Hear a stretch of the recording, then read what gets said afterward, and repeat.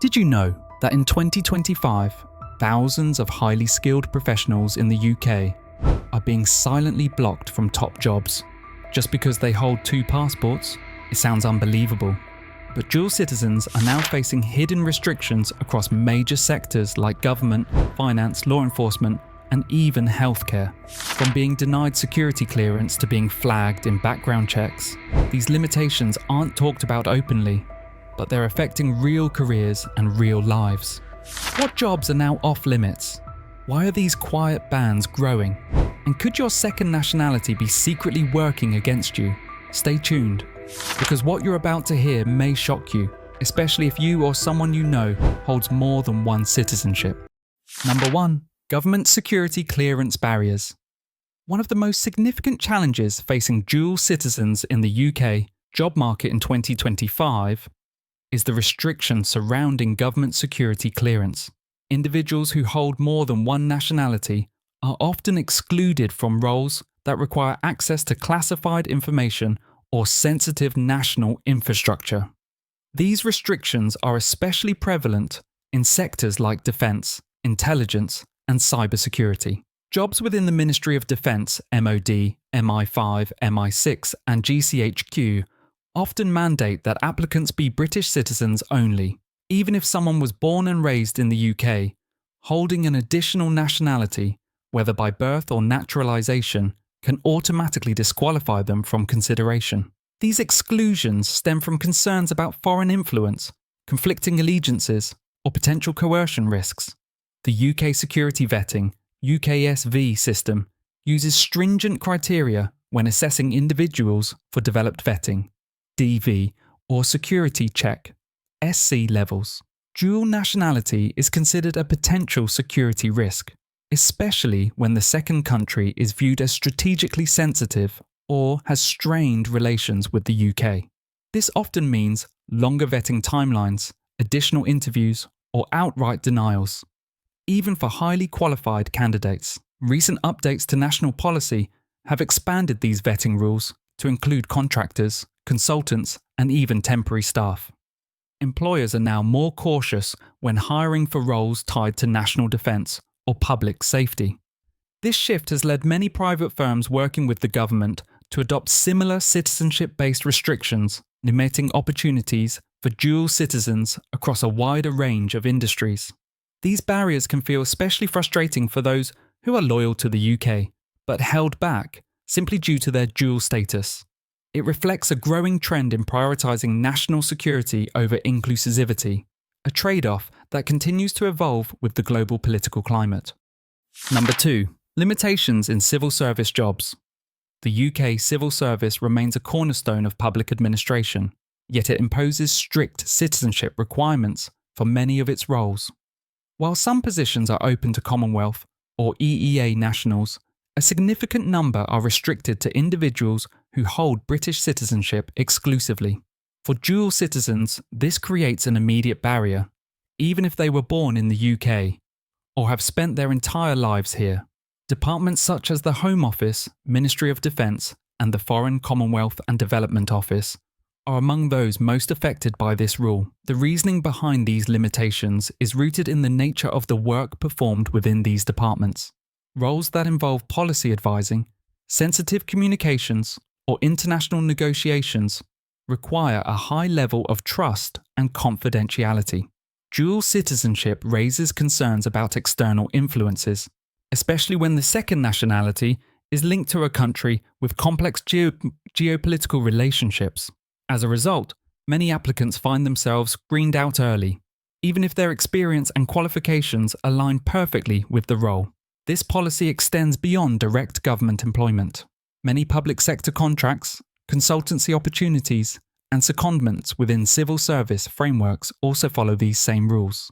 For job seekers, this often means either renouncing their second citizenship or being shut out of entire career paths. While some reforms have been discussed, the security-first approach continues to dominate hiring strategies, leaving thousands of talented dual nationals in a state of professional limbo, caught between loyalty to the UK and ties to their heritage. Number 3. Restrictions in law enforcement and policing. Working in law enforcement is often seen as a symbol of public trust and national duty.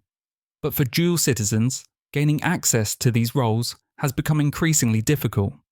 Many police forces across the UK have introduced stricter vetting standards, especially for units involved in counter-terrorism, intelligence gathering, or national security coordination. While basic policing roles may remain open, higher level and specialised positions typically require sole British citizenship. These standards are not just formalities, they are enforced rigorously during the national security vetting process. The primary concern lies in the potential for conflicting loyalties. Officers in specialised roles often have access to sensitive intelligence, international databases, or collaborative operations with partners such as Interpol and Europol.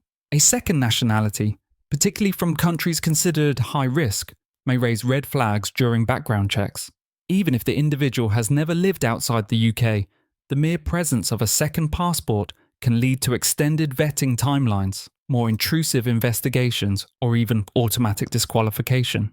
For aspiring officers or career switchers with dual citizenship, this can be a deeply frustrating experience. Many are fully integrated into British society, committed to serving their communities, and even possess relevant qualifications. Yet, they find themselves repeatedly rejected or redirected due to a factor entirely unrelated to their skills or values. As forces modernise and the need for diverse, multilingual officers grows, these restrictions may appear outdated.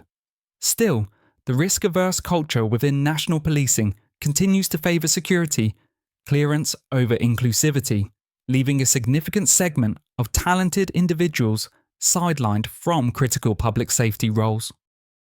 Number 4. Employment in nuclear industry. The nuclear sector is one of the most tightly regulated industries in the UK, and dual citizens face serious roadblocks when seeking employment in this field. Companies involved in nuclear energy production, waste management, and research often require employees to undergo high-level security vetting, especially for roles near reactors, weapons-grade material, or sensitive data systems. In most cases, this vetting process disqualifies applicants who hold a second nationality, regardless of their technical qualifications or work history. This restriction is driven by concerns about national security, particularly the risk of espionage, unauthorized data leaks, or foreign pressure. Agencies such as the Office for Nuclear Regulation, ONR, and the Nuclear Decommissioning Authority, NDA, enforce rigorous standards for anyone working within or around critical nuclear infrastructure. Even roles in contract management, project planning, or maintenance can be subject to these restrictions. Dual nationals are often asked to provide extensive disclosures about their foreign ties, and in many cases, they are quietly removed from the hiring pipeline during vetting.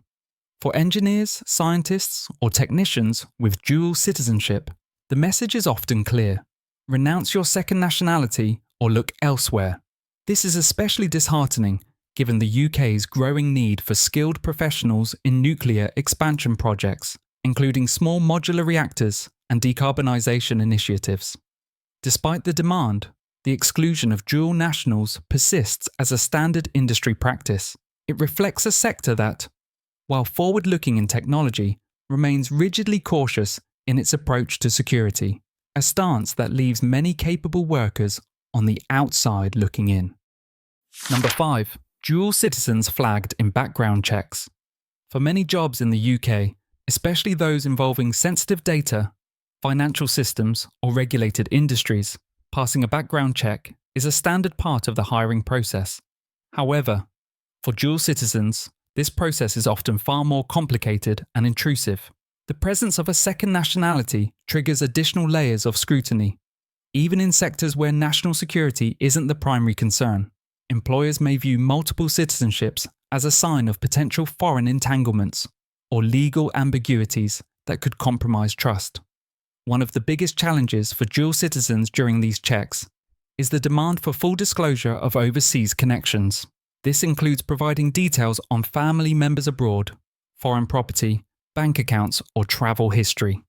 For many applicants, especially those with roots in politically sensitive regions, this can feel invasive and unnecessary. In highly regulated fields like finance, aviation, and telecommunications, even a minor inconsistency or delay in documentation can result in job offers being withdrawn. What makes this issue more frustrating is the lack of transparency around decision-making. Applicants are rarely told exactly why they were rejected, leaving them to assume that their dual citizenship was the deciding factor. Meanwhile, employers, fearful of compliance failures or reputational risk, often choose to err on the side of caution. This trend discourages qualified individuals from even applying to certain roles, reinforcing a quiet but persistent form of professional discrimination. Despite contributing to the UK economy and society, dual citizens continue to face barriers built not on their ability or integrity, but on bureaucratic distrust and outdated risk models. Number 6. Banking and financial compliance hurdles. The UK's banking and financial sector is one of the most heavily regulated in the world, and for dual citizens, that means navigating a minefield of compliance checks and legal disclosures. Roles within investment banking, risk analysis, compliance, and fintech often require extensive vetting to ensure alignment with anti-money laundering, AML, and counter-terrorism financing and CTF laws. Dual nationals, particularly those holding passports from countries on sanctions lists or with complex financial systems, are frequently flagged during this process. Financial institutions are under pressure from both UK regulators and international watchdogs like the Financial Action Task Force (FATF) to minimise risk exposure. As a result, candidates with dual citizenship are sometimes subjected to enhanced due diligence. This can involve deep reviews of foreign income, tax residency, international transactions, and even familial financial ties. In many cases, these checks are so burdensome that firms either delay onboarding or rescind offers entirely, even when no wrongdoing is found. This cautious approach creates a quiet but powerful barrier. Talented professionals are routinely overlooked, not because of lack of skill or experience, but due to their passport profile. In sectors where trust and compliance are non-negotiable, companies would rather avoid perceived risks than explore individual circumstances. For dual citizens, this can feel like a system designed to exclude by default, where the simple act of having two nationalities becomes a professional liability. While the financial world champions globalization and innovation, it still places rigid limits on those whose backgrounds span more than one country. Number 7. Education roles with national security concerns. In recent years, the UK's education and research sector has become more entangled with national security priorities, creating new restrictions for dual citizens, especially in fields like artificial intelligence, biotechnology, quantum computing, and aerospace engineering. Universities that collaborate with the government or defence contractors must follow strict guidelines regarding who can access classified research or sensitive data, often excluding individuals with foreign citizenship, even if they are long-term UK residents. Institutions receiving funding from bodies such as UK Research and Innovation, UKRI, or partnering with defence agencies are required to vet research staff and visiting scholars more closely. Dual nationals from countries considered high risk by the UK government may be denied access to specific projects, laboratories, or even entire departments. These restrictions can affect not only academic researchers, but also postgraduate students, administrators, and technical staff. Many are shocked to discover that holding a second nationality can limit their ability to contribute fully to cutting-edge innovation. The impact extends beyond academic opportunity. It can derail careers in science and education before they begin. Talented individuals are often forced to choose between renouncing a part of their identity or being excluded from high-value research. Despite calls from university leaders for more inclusive policies, the balance has shifted firmly toward caution. The unintended consequence is a brain drain, where brilliant minds, many educated in the UK, are pushed to seek opportunities in countries with more open research environments, depriving the UK of critical talent in strategic sectors. Number 8. Impact on working with public infrastructure projects. Public infrastructure projects in the UK, such as those involving transportation, energy grids, digital networks, and water systems, are increasingly being classified as strategic national assets. As a result, access to roles related to the design, implementation, or security of these projects is becoming more restricted, especially for individuals with dual citizenship. Government policy now emphasises resilience and security, meaning that contractors and employees involved must often pass security vetting procedures that automatically disqualify many dual nationals. The concern lies in the potential for foreign interference, data breaches, or sabotage. Dual citizens, particularly those with ties to countries on the UK's security risk radar, are often viewed as potential vulnerabilities in systems that support national life. Jobs in railway expansion, 5G network development, water infrastructure, and smart city projects frequently require securities clearances, similar to those in defence roles. These restrictions are not limited to direct government employees.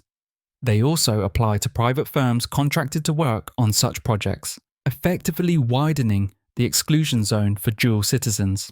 Even roles that seem administrative or technical on the surface, such as IT support, data analysis, or project coordination, may involve access to protected information or restricted areas, triggering eligibility checks.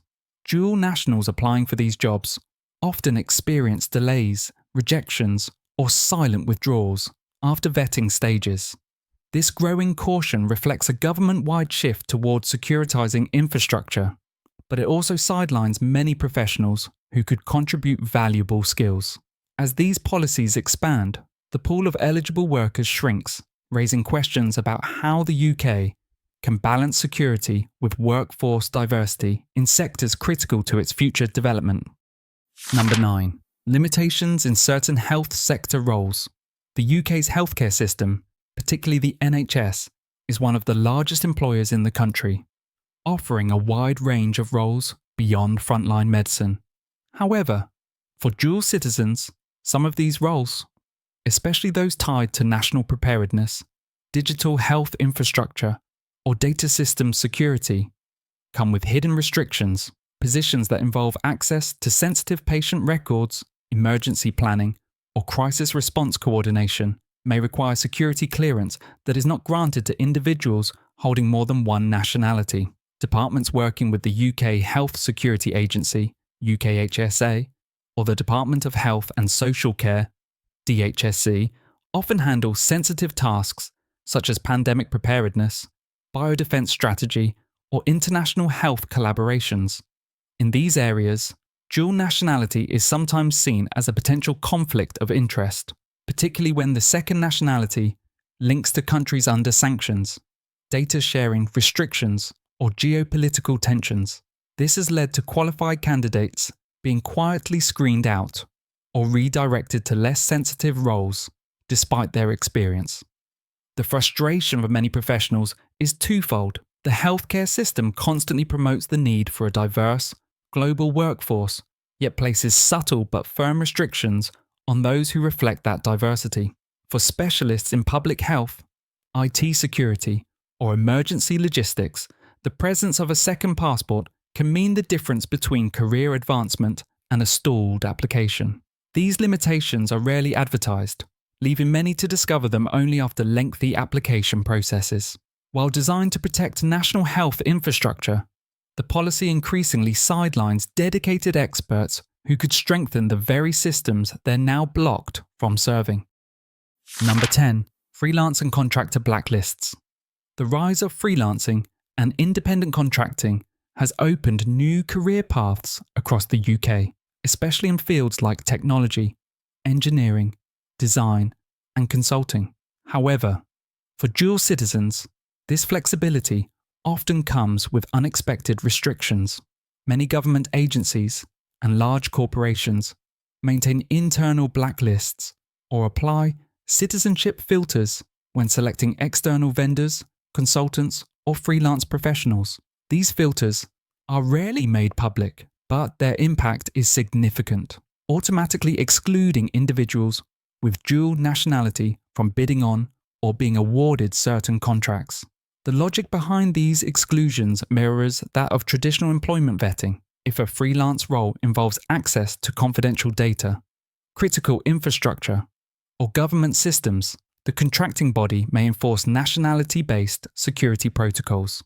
Dual citizens, even those with extensive UK work history, are often viewed as ineligible or high risk under these protocols. In some cases, platforms that manage public contracts will block profiles or quietly disqualify applicants once nationality is disclosed during onboarding or security clearance stages. This creates a hidden layer of discrimination in an industry that otherwise values innovation and global expertise. Freelancers often invest time and resources into proposals, unaware that their citizenship status may already rule them out. For professionals with niche skills or long-standing reputations, the inability to access certain contracts can mean a loss of income, reputation, and career growth. It also reinforces the message that regardless of merit, security perceptions override qualifications in today's gig economy, leaving many talented dual nationals boxed out of the very projects that need their expertise most. The job market in the UK is evolving, but not always in ways that are fair or transparent. For dual citizens, these changes have opened a door to opportunity for some, while quietly slamming it shut for others. Whether it's government clearance, public contracts, or roles tied to national security, the rise in citizenship-based restrictions is creating a new class of professionals who are qualified, committed, and yet blocked, not by their skills but by their passport. These restrictions aren't always written in bold text. Many are hidden in fine print, behind vetting policies or quietly enforced through internal filters that most people never see. That's why understanding these barriers is so important, not just for those affected, but for anyone who believes in equal opportunity and transparency. If you've experienced this yourself, or know someone who has been held back because of their dual nationality, share your story in the comments. Let's bring these hidden policies into the light and create a space for real conversation. And hey, if you found this video eye-opening, you'll definitely want to check out our previous upload where we break down other job market myths no one talks about. We put a ton of research and effort into every video we make to bring you valuable and hidden insights you won't hear anywhere else. So please, support our channel by subscribing. It's just one click, but it means the world to us. Let's keep uncovering the truth together.